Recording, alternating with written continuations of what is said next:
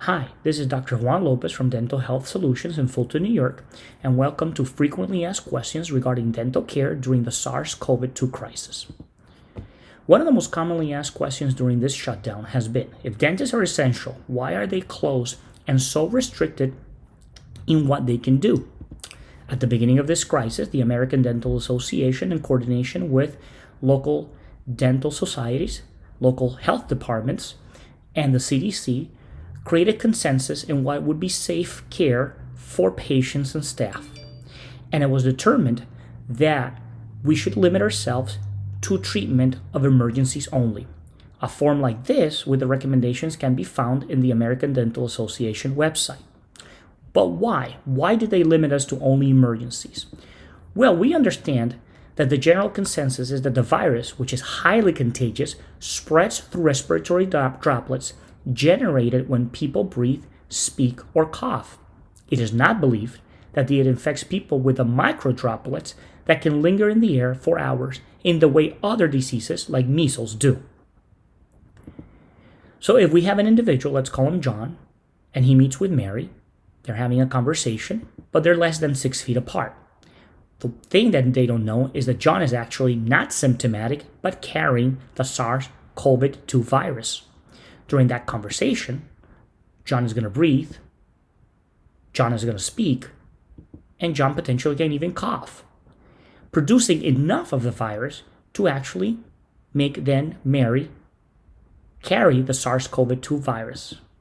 So now, let's say Mary's still not symptomatic as John was, but is actually carrying the virus, and she goes back home where she lives with her parents, and she will do the same. She will have a conversation, breathe, maybe even cough, creating enough of the virus to be in the air to transmit it to both her parents.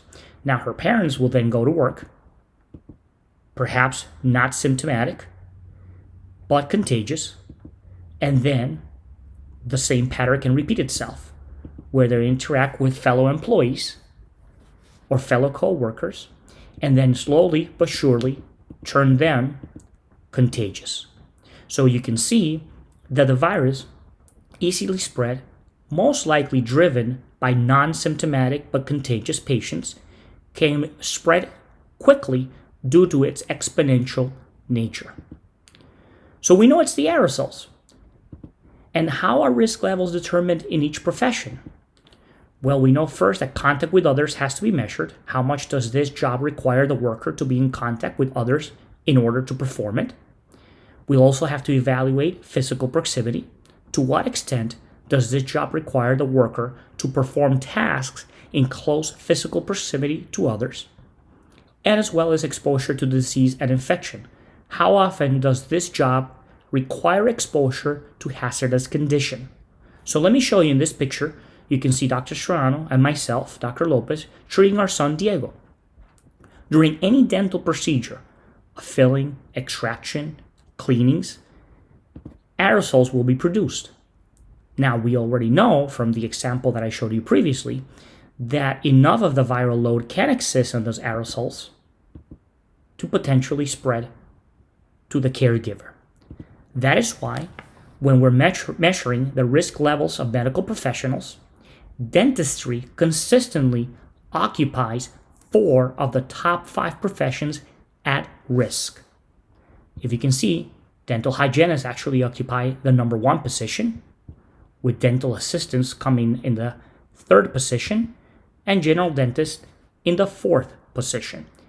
This type of table is pretty consistent regardless of the source, identifying dentistry as the highest level of risk in medical professionals.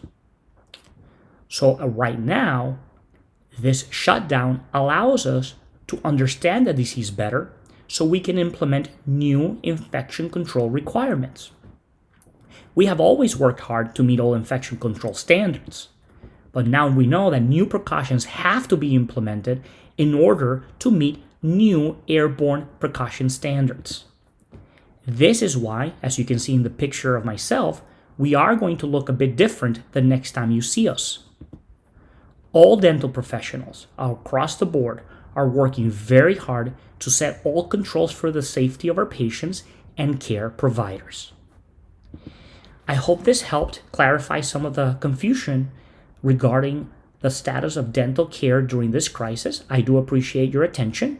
And if you have any questions, you can leave them in the comment area below, and I'll do my best to answer them. Thank you very much, and stay safe.